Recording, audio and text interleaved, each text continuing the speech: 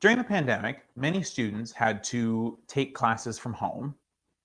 And this, of course, introduced a whole weird dynamic where not everyone had internet access and not everyone had access to laptops. So schools were kind of in a pinch, required to come up with those resources so that students could continue to learn, albeit in just virtual settings. So one of the things that was done is that laptops were procured for students and then they were sent home with them. Hey, this is a loaner, borrow it, take classes, right? Um, and some schools gave Wi-Fi credits. There were a whole bunch of programs that you could use if you didn't have access to Wi-Fi or you didn't have access to a home computer that you could take your lessons on or whatever it's going to be. But an interesting story came up recently concerning borrowed laptops. And this is actually very personal to me because this happened in my backyard. In Philadelphia, a student was attempting to do research for a project that they had been assigned. I think they were like in the 3rd or 4th grade or something. And so they had opened up a bunch of tabs on their computer to do this. And strangely, after they opened the second tab, everything afterwards was just, it kept closing. The tabs wouldn't stay open. And so the student talked to their parents, and their parents thought that was strange. So they called the administrators, the district. And they said, hey, like, what's the deal? And the administration said, oh, yeah, don't worry about that. You see, what happened was your teacher can see everything your student is doing. So apparently, what has been happening is that the teachers have the ability to, without alerting the student, by the way, see everything that's on the student's screen, which is a huge invasion of privacy. But not only can they see everything that's on the student's screen, they can actually remotely control the computer. The reason those tabs were closing is because the teacher was manually exiting out of them for the student. Again, that's insane. That should not be happening. One, because why should your ability to purchase a laptop and have Wi-Fi dictate whether or not the school district can spy on you? That's absolutely ridiculous. It's incredibly authoritarian and it needs to stop immediately. And the other thing too is, as the story progressed, it was made known that there are, in theory, limitations to this remote access power. Now, the administration of the district promises that teachers will not access student computers outside of school hours, but I didn't see any technical controls listed, anything that would stop them from doing it. What if that's the only laptop that child can use? What if they need to use it for other things? What if they just want to talk with friends and family? Can a teacher, without notifying the student, listen in to everything the student is doing? Can they open applications? If they can close them, they probably can. Can they use the webcam to see the student, to see what the student sees? You can see how this could get out of hand very quickly. And the reaction of the administration was not great either, because when they got the backlash from this, essentially their response was, oh, well, we're actually just going to limit, we'll change the limit on tabs being open from 2 to 5. Now, I don't know about you, but when I'm working, I often have 4 or 5 tabs open just to help me be productive and to, and other things. And sometimes I want to be social and I have some tabs that are open that I'm not using, but I'm going to go back to them, right? There's 5 tabs is not many tabs. So if that's the only concession, then okay, so say, for example, that solved the problem of tabs.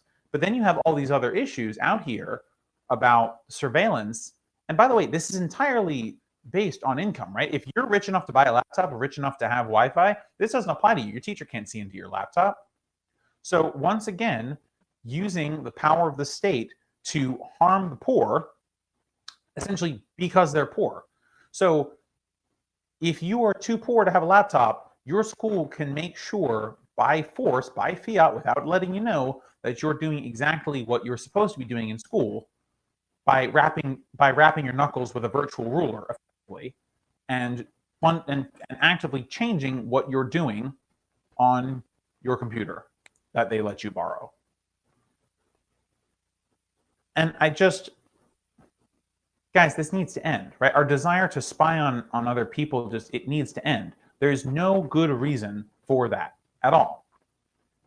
First of all, students should be trusting teachers should be trusting their students to do what they're supposed to do.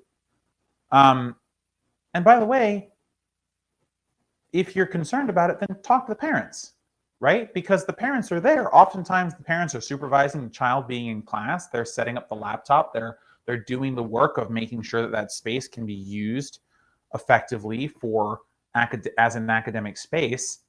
But you as the teacher don't get to do that. You don't get to parent the child for the child. Sorry, you don't get to parent the child for the parent, right? That's their job. Your job is just to educate them, right? You don't need access to their whole lives to do that. And one of the things about data privacy in general is that access minimization is a really important principle. And essentially all that means is that you should only have access to the data that you need to do the task or job that it is that you're going to do at any given time, right? Which makes sense, right? It allows for more privacy. It allows for students and anyone really just to feel like they're not being watched all the time. And especially in the case of this teacher and these students, I cannot think of a good reason why you need this type of access. You know what? Look, if a student's a little distracted in school, if a student's having trouble sitting still, guess what? That would happen if they weren't at home either.